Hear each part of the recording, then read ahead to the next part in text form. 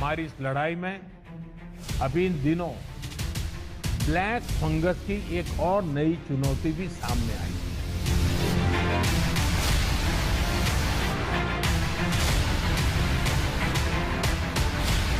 इससे निपटने के लिए जरूरी सावधानी और व्यवस्था पर ध्यान देना जरूरी है।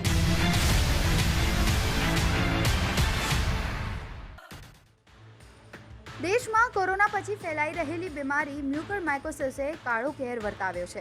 કોવિડની સારવાર લીધા બાદ અત્યાર સુધી પુખ્ત વયના લોકોમાં મ્યુકોરમાઇકોસિસનું સંક્રમણ હતું તે હવે બાળકો સુધી પ્રસરી રહ્યું છે। અમદાવાદમાં 15 વર્ષનો કિશોર બ્લેક ફંગસનો ભોગ બન્યો। ગંભીર ફંગસના ઇન્ફેક્શનના કારણે ડોક્ટરે 3 થી 4 કલાકની સર્જરી કરી।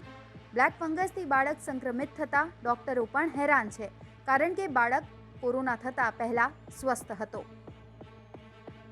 બાળકને અથવા એડલ્ટને કોઈને પણ મ્યુકોરમાઇકોસિસ થઈ જાય એ ઇક્વલી ખતરનાક, ઇક્વલી ડેન્જરસ છે। અને એ બીમારી જે વધે, જે લાઈક નાકમાંથી આંખમાં જતી રહે, આંખમાંથી મગજમાં જતી રહે, તો એ હજી વધારે ભયાનક અને ખતરનાક બની જાય છે।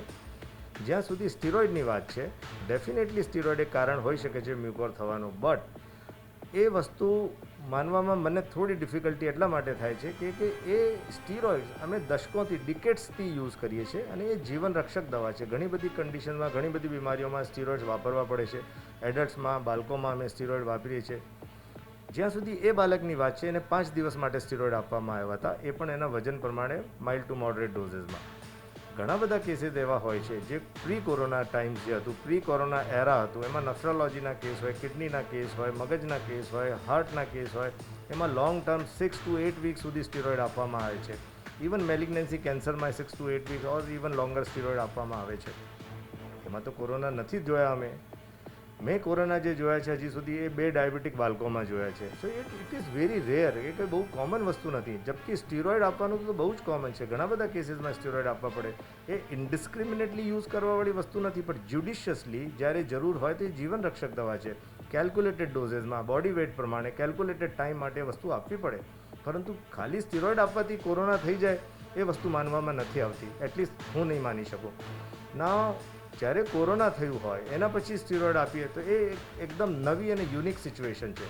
હવે કોરોના એન્ડ સ્ટીરોઇડનું આપસમાં શું ઇન્ટરેક્શન છે, શું કોમ્બિનેશન છે, અને એ બંને કોમ્બિનેશન મળીને શું મ્યુકોર માટે પ્રોબ્લેમ ઊભી કરે છે, એ તો હવે રિસર્ચથી જ ટાઈમ સાથે જ ખબર પડશે। એન્ડ લેટ અસ સી આવનાર મહિનાઓમાં કે વર્ષોમાં એ વસ્તુ ડિટેલ્ડ રિસર્ચ સાથે ખબર પડશે। રિસર્ચર્સ બતાવશે કે કેવી રીતે એનું પેથોજેનેસિસ શું હતું, કેવી રીતે કોરોના એટલું બધું common post mucormycosis, I am sorry, એ મ્યુકોરમાઇકોસિસ કોરોના પછી એટલું બધું કોમન કેમ થઈ ગયું। કોરોના બાદ દેશમાં જો કોઈ એક બીમારીની વાત સૌથી વધુ થઈ રહી હોય તો તે છે બ્લેક ફંગસ। ફંગસનું રૂપ છે જીવલેણ। બ્લેક ફંગસનું રૂપ જીવલેણ બની ચૂક્યું છે। આ બીમારીને લઈને લોકોમાં ડર વધી ગયો છે, પણ હવે બાળકો આ બીમારીમાં સપડાઈ રહ્યા છે। ગુજરાતમાં ખાસ કરીને 2000થી વધુ કેસ અત્યાર સુધી નોંધાઈ ચૂક્યા છે। हम सब जानते हैं कि म्यूकोरमाइकोसिस एक फंगल इन्फेक्शन है। ये फंगस के स्पोर हमारे आजू बाजू में वातावरण में भी पाए जाते हैं। जब हमारी बॉडी की इम्यूनिटी अच्छी है तब तक हमको ये फंगस कोई नुकसान नहीं पहुंचा सकते हैं। लेकिन जब हमारी इम्यूनिटी डाउन होती है, मतलब जो लोग जो इम्यूनो कॉम्प्रोमाइज्ड है, जिनको डायबिटीज़ है, जिनको कोविड-19 हुआ है, जिनको long term oxygen therapy ICU में देनी पड़ी है, या उनको हाई डोज स्टीरॉयड देना पड़ा है, या रेमडेसिविर जैसी दवाई देनी पड़ी है जिसमें कॉम्प्लिकेशन होकर अनकंट्रोल डायबिटीज़ हुआ है, ये सब रिस्क फैक्टर है जिसमें ये फंगस बॉडी में जाके बहुत ज़्यादा स्प्रेड हो जाती है और आदमी को नुकसान पहुंचाती है। अब ये चीज़ नॉर्मली फंगस नाक में से होके आजू बाजू में स्प्रेड होती है, जैसे कि मैक्सिला में, दांत में, आँख में और ब्रेन में जा सकती है, या ब्लड में जाके सिस्टमिक फंगल इन्फेक्शन कर सकती है। तो ये जब रिस्क फैक्टर हम देखते हैं तब हमको ये फंगस का एक डायग्नोसिस निदान में दिमाग में रखना पड़ता है। नॉर्मली ये चीज़ हमने एडल्ट्स में पाई गई है, जो बच्चों में या एडोलेसेंट एज ग्रुप में नहीं पाई गई है। लेकिन आजकल हम ये देखते हैं कि एडोलेसेंट एज ग्रुप में जो बच्चे ज़्यादा मेदस्वी होते हैं, मतलब ओबेज होते हैं, तो वो ज़्यादातर 13-14 साल के बच्चे भी एक एडल्ट की तरह बिहेव करते हैं।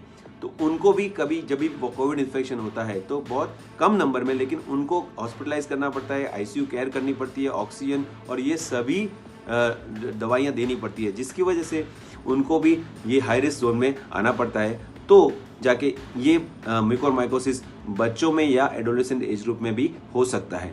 तो अभी इसका अर्ली डायग्नोसिस मतलब अगर कोई पेशेंट को हमने कोविड-19 हुआ है, आईसीयू केयर किया हुआ है, ये सब हाई रिस्क फैक्टर है, तो उनको तुरंत अगर नाक में दर्द है, आंख में दर्द है या सर दर्द हो रहा है या सांस लेने में दिक्कत आ रही है या दांत में दर्द है, ऐसे कुछ भी सिम्टम्स है या आपको ब्लैक कलर का कुछ पिगमेंटेशन दिखता है फेस पर, तो तुरंत उसका जांच करानी चाहिए और उसका अर्ली डायग्नोसिस करके ट्रीटमेंट करनी चाहिए। हाल ब्लेक फंगसથી બચવાનો બસ એક જ ઉપાય છે કે આપણને કોરોના ન થાય। કોરોના રિકવરી થયા બાદ મ્યુકોરમાઇકોસિસના અત્યાર સુધી જે કેસ આવ્યા છે તે 52 દિવસ બાદ જોવા મળ્યા છે। પણ આ નવી જાતની બીમારી છે, તેથી 2 મહિના સુધી સાવચેત રહેવું તેવું ડૉક્ટર કહી રહ્યા છે।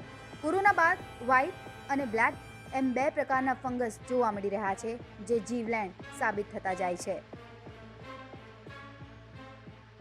સહયોગી ગોપી ઘાંગર સાથે સૌમ્યા સિંહ, ગુજરાત તક।